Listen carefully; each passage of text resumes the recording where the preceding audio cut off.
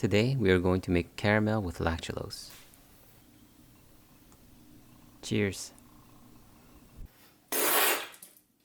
God, we people drink that? Some drugs are so bad, it's shocking that they're still being prescribed when there's a better alternative, like azithromycin monotherapy for CAP. Remember, azithro is for your clap, not your cap. Likewise, lactulose is a laxative your doctor gives you when he doesn't like you enough to give you PEG. Mind, lactulose is not the same thing as lactose. Both are disaccharides, but they have different constituents. As you can see, there's nothing exotic about lactulose. It's just a chained lactose and fructose. Your body absorbs sugars mostly as monomers, so chains need to be broken down first.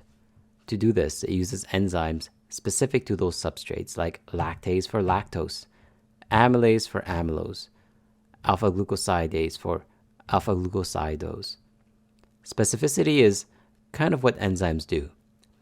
Whenever an enzyme isn't picky about its substrate, those science prudes call them promiscuous. Why not just call them free-spirited enzymes?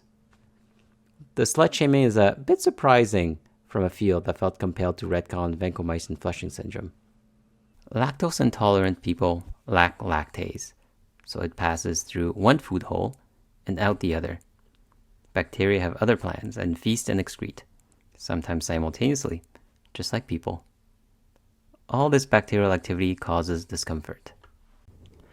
Not lactose intolerant, but you wish you were? Wish no more. No one has an enzyme that can break down lactulose, just like how lactose intolerant people lack the enzyme to break down lactose.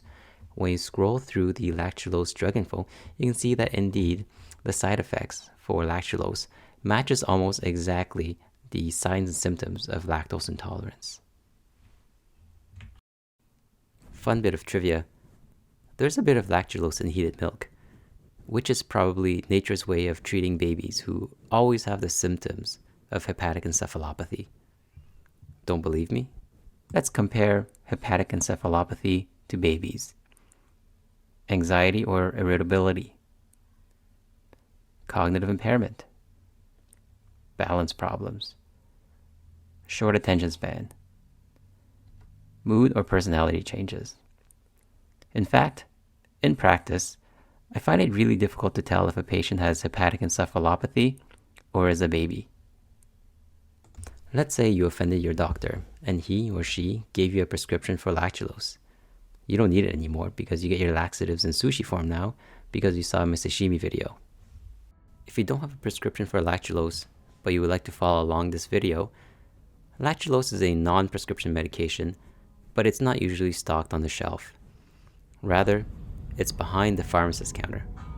Here's how you ask. Hi, can I help you? Oh, hi. Can I get a bottle of lactulose, please? Sure. Have you had it before? I'm not cooking meth! 667, eh? Sneaky use of rounding. Remember the Intel Pentiums? It was 466 megahertz, then 566, then 667 megahertz. Nice try, Satan. You're not fooling me. But seriously, what are your significant digits? The rest is pretty simple if you already know how to make caramel using corn syrup. Put it on the stove on medium heat and let it rip. Lactulose syrup has a third of its weight in water, so the first little bit is just to drive off the water, hence the steamy lens. Resist the urge to stir at this point. Once it's dry, it starts to do its caramelization thing. You can take it up to until it gets to whatever color you want. Kill the heat and add a knob of butter. Now you can release all that pent-up stirring energy. Salt, cream. Looks like caramel and viscoses like caramel. Tastes, well, this tastes exactly like caramel because it 100% is caramel. What's happening here? Let's dissect the frog. Caramelization is a pyrolytic reaction to get burnification products. This is a very different process than the browning involved in the Maillard reaction, the Maillard reaction to some.